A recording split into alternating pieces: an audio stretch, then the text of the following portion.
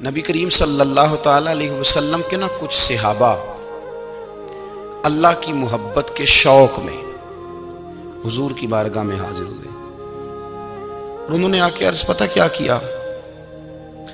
عرض کرنے لگے یا رسول اللہ صلی اللہ تعالی علیہ وسلم سالوں بیت گئے ہیں سجدے کرتے ہوئے، حضور سالوں بیت گئے ہیں تسبیح پڑھتے ہوئے، سالوں بیت گئے کہتے ہوئے کہ سبحان اللہ وہ پاک ہے، ہمیں سالوں بیت گئے یہ کہتے ہوئے کہ اللہ اکبر وہی سب سے بڑا ہے، سالوں بیت گئے کہتے ہوئے کہ الحمدللہ ساری تعریفیں اللہ کے لیے، سالوں بیت گئے اس کی تسبیح کرتے، تحلیل کرتے، تکبیر کہتے۔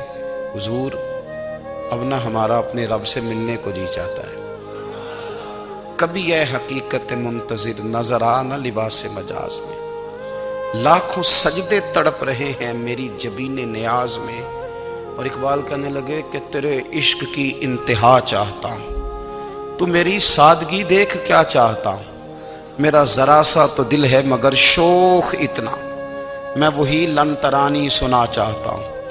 میرا بھی دل کرتا ہے کہ اللہ میں تجھے کہوں میں تجھے دیکھنا چاہتا ہوں جس طرح حضرت موسیٰ کلیم علیہ السلام نے کہا تھا، اور تو مجھے کہے کہ لن ترانی تو نہیں دیکھ سکتا، ذرا سا تو دل ہے مگر شوخ اتنا، میں بھی وہی لن ترانی سنا چاہتا ہوں۔ پھر کہنے لگے بھری بزم میں راز کی بات کہہ دی، بڑا بے ادب ہوں سزا چاہتا ہوں۔ دیکھو سب لوگوں کے بیچ ہی میں نے یہ کہہ دیا۔ میرے عزیز صحابہ نہ شوق میں، کتنے سارے لوگ ہیں آپ، کتنی ماشاءاللہ بڑی تعداد میں آپ آئے، ہم بھی کبھی اس شوق میں گئے ہیں کہ ہمارے رب کو دیکھنے کو دل چاہتا ہے، ہمارا جی چاہے وہ کبھی ہمیں ملے، ہم کبھی اس کی زیارت کریں، اس کی بارگاہ کرم میں ہم حاضر ہوں۔ صحابہ نے عرض کیا یا رسول اللہ صلی اللہ تعالی علیہ وسلم ہمارا رب کہاں ہے؟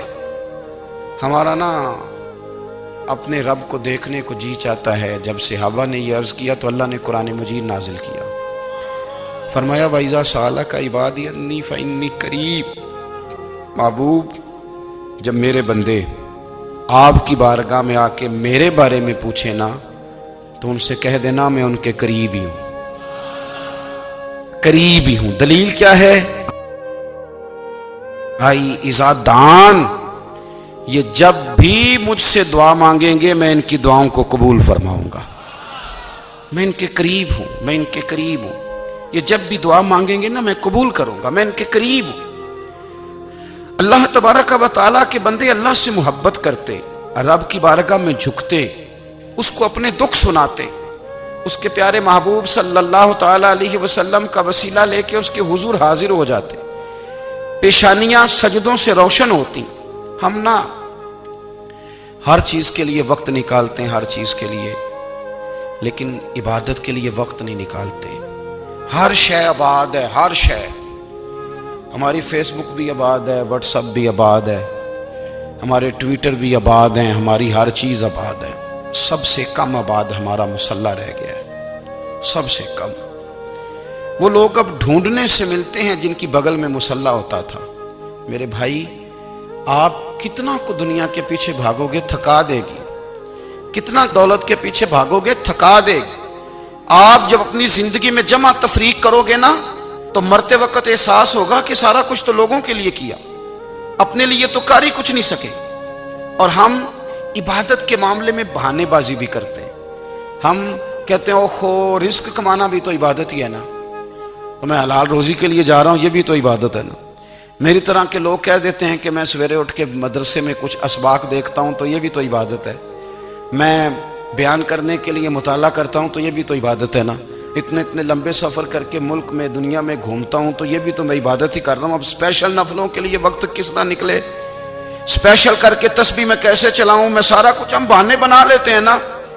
میرا سوال یہ ہے کہ یہ ساری باتیں صحابہ کو، نبی کریم کو، دیگر لوگوں کو بھی تو پتہ تھی نا، لیکن آپ غور تو کریں 23 سال حضور کو وقت ملا، مختصر وقت ظاہراً تبلیغ کرنے کے لیے، پوری دنیا میں دین بھی پھیلانا ہے، گھر میں 11 ازواج ہیں، 4 بیٹیاں ہیں، ان کی اولادیں، سارے کام کاج بھی دیکھنے ہیں، لیکن سیدہ طیبہ طاہرہ حضرت عائشہ صدیقہ رضی اللہ تعالیٰ عنہ فرماتی ہیں سارا دن تبلیغ کرتے، ہر غلام کے دکھ سنتے، گھر میں آتے تو اپنے گھر والوں کا خیال کرتے، کام میں ہمارا ہاتھ بٹاتے۔ قربان جاؤں، کہتی ہیں زمانہ سارا سو جاتا لیکن آمنہ کے لال مصلی بچھا لیتے۔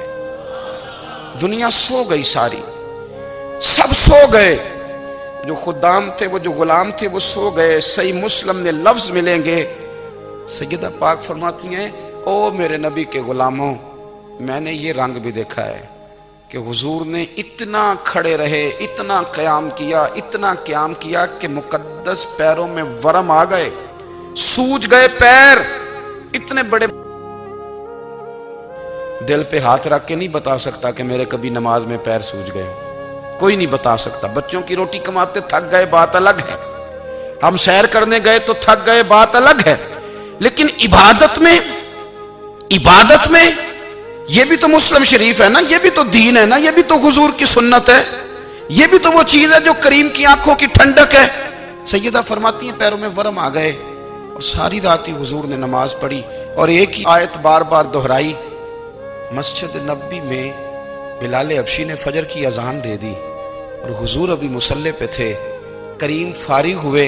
میں نے عرض کی یا رسول اللہ صلی اللہ علیہ وسلم، آپ کے تو صدقے اللہ اگلے پچھلوں کے گناہ معاف کرے گا، تو آپ اتنی آہوزاری کیوں فرماتے ہیں؟ آپ تو شفیع ہیں، آپ تو انبیاء کے امام ہیں۔ تو حضور نے فرمایا عائشہ تم نے گنوایا ہے نا میرے اللہ کی مجھ پر کتنی رحمت ہے، افلا اکون عبدا شکورا، فرمایا اگر اس نے اتنی نعمتیں دی ہیں تو کیا میں اس کا شکر گزار بندہ نہ بنوں؟ میں شکر گزار بندہ نہ بنوں اس کا؟ پھر اگر اتنی نعمتیں اس نے دی ہیں، مجھے اتنا نوازا ہے، تو پھر میں اس کے سامنے سجدے نہ کروں؟ او میرے بھائی، بڑے قابل فخر لوگ ہیں ہم کہ ہم نبی پاک کے غلام ہیں، ہم قابل فخر ہیں کہ نبی کریم کے غلام ہیں۔ کیا کبھی اس غلامی کے شکرانے میں بھی دو نفل پڑھے ہیں کہ یا اللہ تیرا شکر ہے تو نے ہمیں حضور کا غلام بنایا ہے؟ یاد رکھیں کہ اپنی روحانی زندگی کو آباد کریں، استغفار